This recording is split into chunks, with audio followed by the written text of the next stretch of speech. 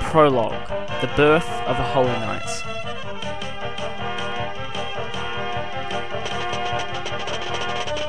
And as is pretty normal for prologue chapters of Fire Emblem games, you'll be fighting generic bandits.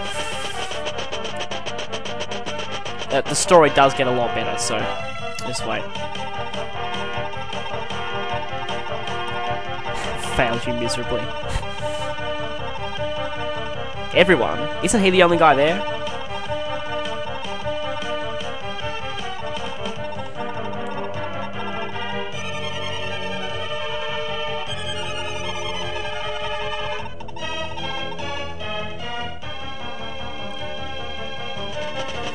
And now we're about to be introduced to Sigurd and some of the other characters we'll be starting out with. And those of you fans of the series will probably recognise the familiar red and green knight archetypes here.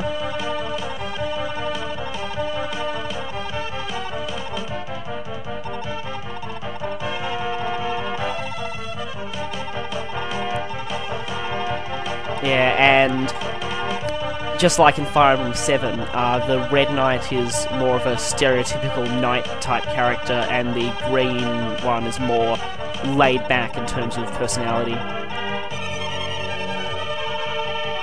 And some obligatory tutorial info about villages, which work pretty much the same way to the way they do in other games.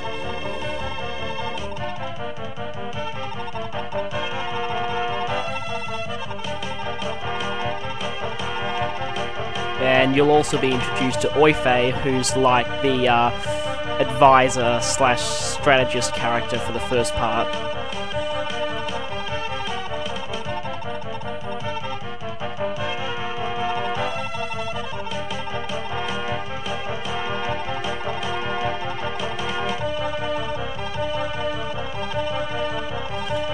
He's surprisingly knowledgeable for 14.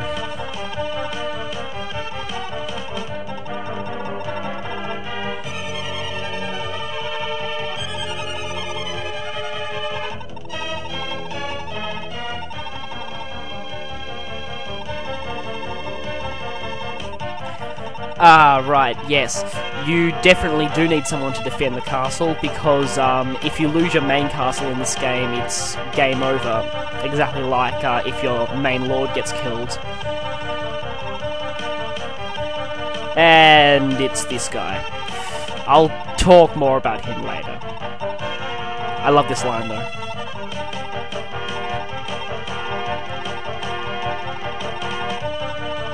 Yep, that pretty much sums him up.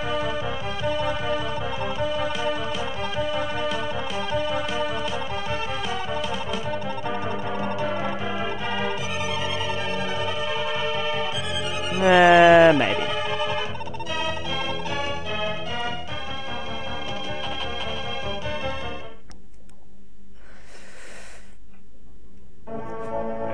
Okay, now we actually get to start this chapter properly. Right, so this is Sigurd, and he's easily one of the best characters in the game, so I highly recommend using him. Well, you don't really have much of a choice, but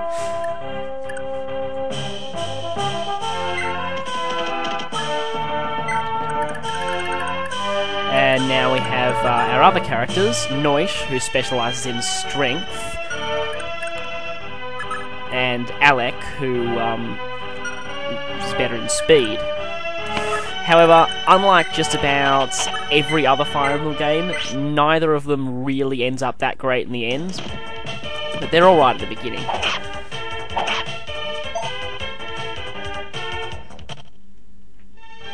And you might notice that mounted characters can hit and run just like they can in Path of Radiance or Radiant Dawn.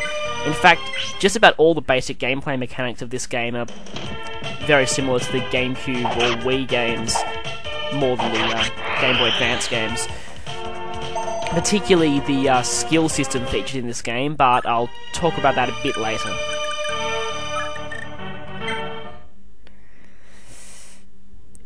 Looks like it's time for a scripted event.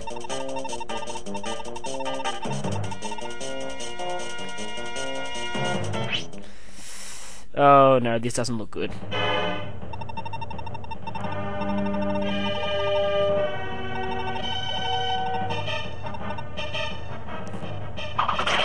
He only had a 47% chance of hitting, and he criticaled as well. Ugh.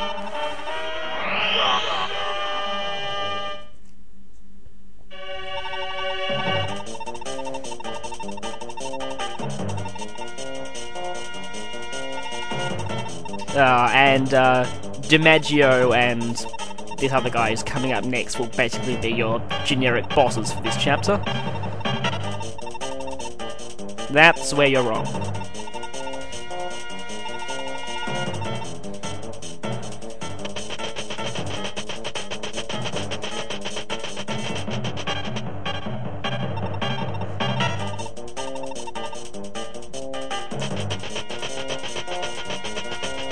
And you basically can't do anything about this at this point.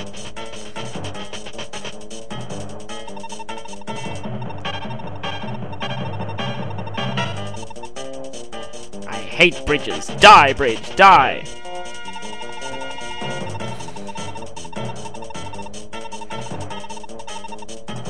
Oh no, it's this guy. Ugh.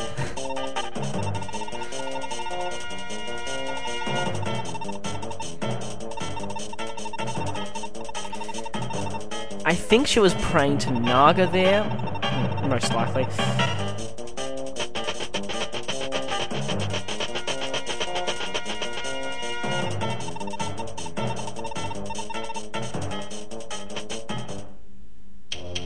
And it might seem like there are a lot of enemies to deal with, but for the moment you only have to deal with a few of them, and thankfully, well, like most early game enemies, these guys are pretty terrible. They will miss you a lot and die quite easily.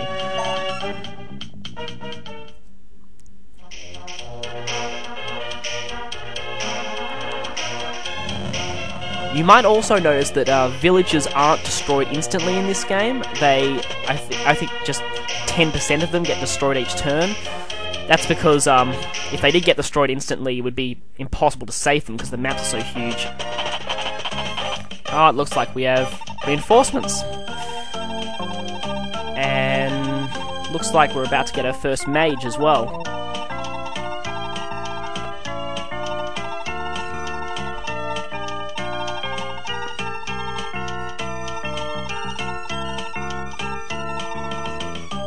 Yeah, we do need some more guys. Lex has some pretty good dialogue though.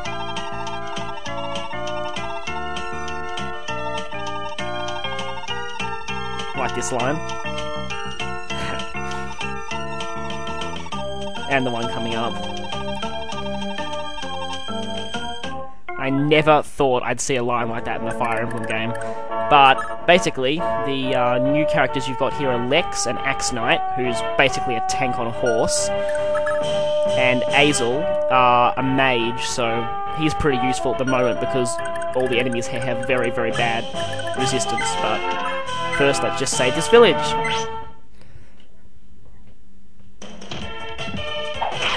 That guy has no chance of hitting at all. Yeah, Sigurd is significantly stronger than most of your other people at this point.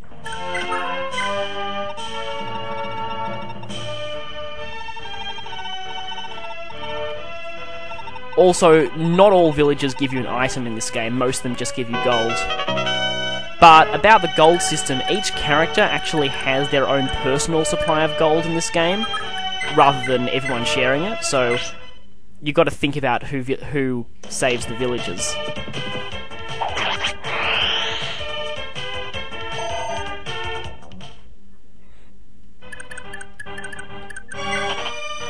Yeah, you should always try and get in woods if you can. The extra evasion really helps. Now, right, what should Lex and Azel do? Well, of course, they should focus on saving this village. And as I explained before, these guys have very crappy resistance, so Azel will just annihilate them. But keep him protected, because he can't take hits at all. Now Lex should just go and get this village.